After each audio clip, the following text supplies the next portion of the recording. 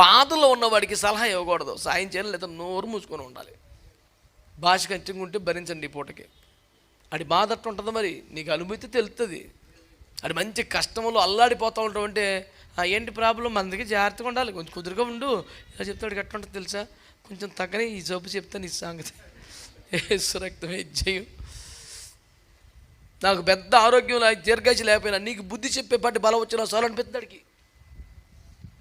కష్టంలో నన్ను ఎప్పుడు ఎటకారం చేయకు, ఏడిపించుకో. పనికి హిమాలయ బోధ సలహాలు ఇవ్వకో. వాడికి ఏమైనా ఉపకారం చేస్తే చెల్లితే నోరు ముసుకొని నీ దారిని వెళ్ళిపో. నువ్వు వెళ్ళిపోయినందుకు కూడా దేవుని స్తోత్రం చెప్తాడు. అమ్మాయి ఒక సోదకుడు తొలగిపోయాడు అల్లు అనుకుంటాడు. లేదా నువ్వు పానకం పోసేంత కెపాసిటీ లేదా, నీళ్ళు పోయి చాలు, కానీ సలహా ఇవ్వకు. ఇలాంటప్పుడు నీళ్ళు తాగాలి అని చెప్పకూడదు, నీళ్ళు ఇవ్వాలి. ఒక్కళ్ళు కూడా ఆమె అనకపోతే నాకు ఆశ్చర్యంగా ఉంది. ఇట్లాంటివి నచ్చవు నాన్న.